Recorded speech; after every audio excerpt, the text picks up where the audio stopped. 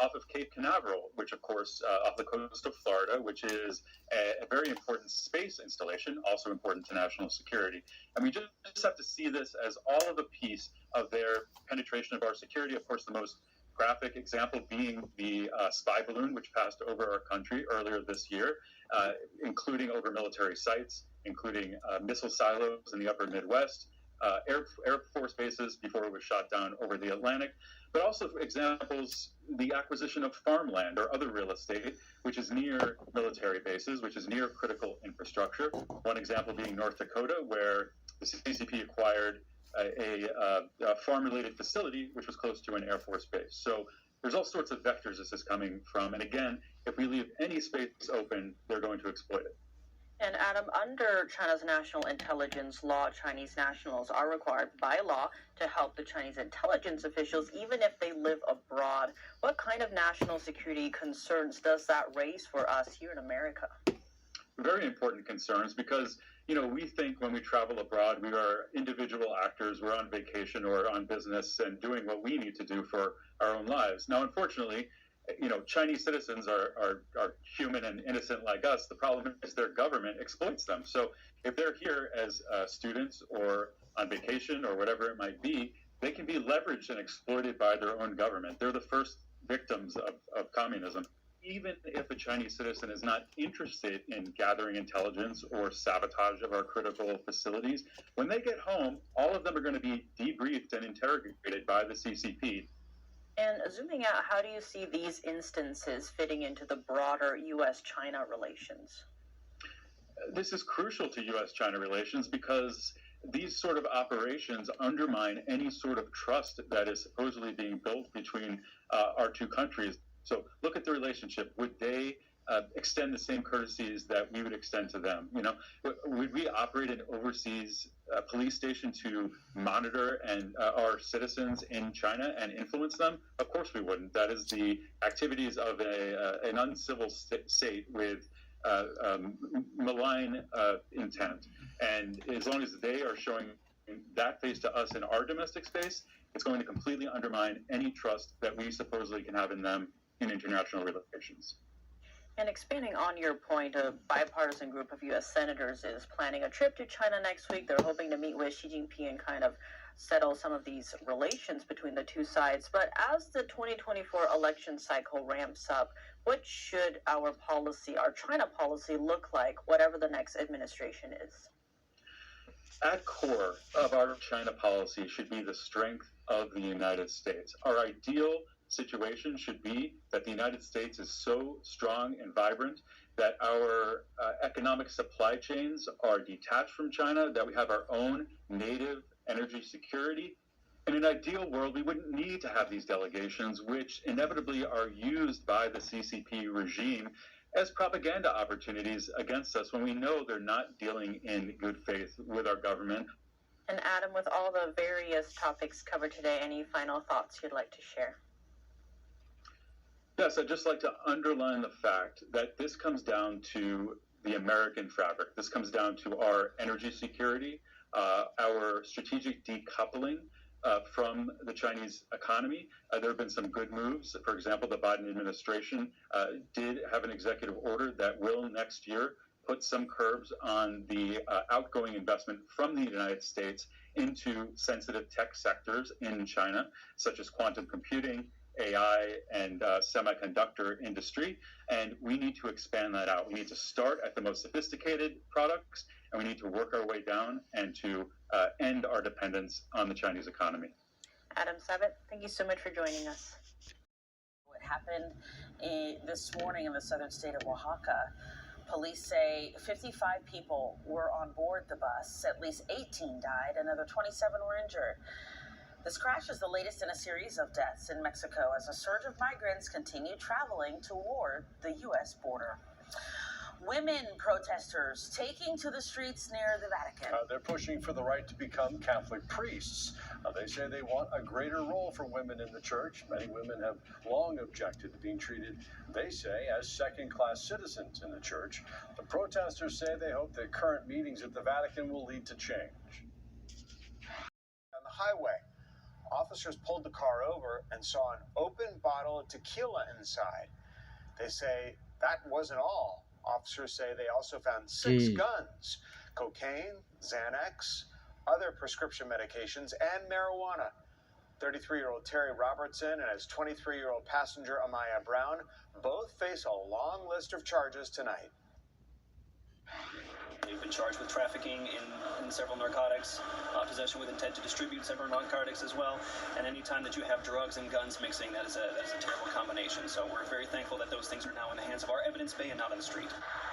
Officers add this is a reminder they have to be ready for anything at any time. The Georgia Influx. Fox 5's Morse Diggs has the latest. Almost nightly, when the numbers run high, the influx of migrants shown on your TV screens. It was a Texas governor, frustrated with the Democratic administration in Washington, who was first to try to change the equation and send thousands to northern cities. In New York, one of the landing spots, the bills and the population are piling up. I don't see an ending to this. I don't see an ending to this. This issue will destroy New York City.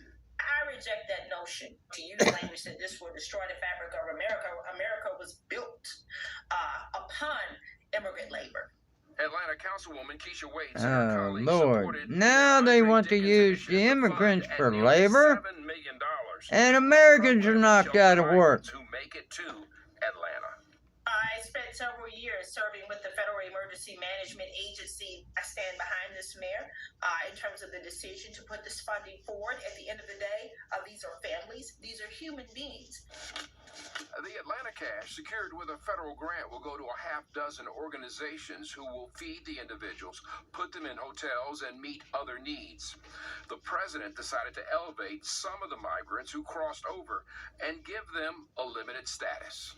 Work permits, you allow people to then, they're seeking gainful employment, but you're not going to be deported. You're sort of part of this economy in the United States and in the state of Georgia at this point, but it doesn't bestow on you citizenship rights, right? You can't vote. I'm Morse Diggs. Cedar Rapids, Michigan. Griffin police received a tip Marquise Jones was living inside a home on Carrington Drive. Early this morning, Griffin police, along with the SWAT team, executed a warrant leading to his arrest. They took him into custody without incident. Jones will now await extradition on homicide and weapons charges. The Georgia State Trooper who shot and killed a protester at the site of a controversial police training facility will not face criminal charges. The district attorney's report says that Manuel Tehran refused to comply with commands and fired 4 shots at the troopers before he was killed. One of those troopers suffered serious injuries. The victim's family wants an independent investigation. With a gunshot wound to the leg. Investigators say that the suspect was trying to leave the scene of an accident when the victim confronted them. The two got into an argument, and the suspect pulled out a gun and shot the victim in the leg. The suspect fled before officers arrived. Medics rushed the victim to the hospital. A private school Calendar year will run 130. The cameras are also integrated into Brookhaven's license plate reader platform. The Georgia Department of Transportation says it is making quick work of the damaged Mount Vernon Highway Bridge over I-285 and that there might be ways to speed up the process. A new bridge was already planned and in development when the old bridge was struck by a tractor trailer. GDOT says it needs to speed up the delivery of new concrete bridge beams and relocate 3 city water lines. And in order to do that, GDOT is providing a $200,000 incentive to contractors for early completion. A deadly moratorium on redeveloping that site. News Network reporter Christopher King is there tonight with more.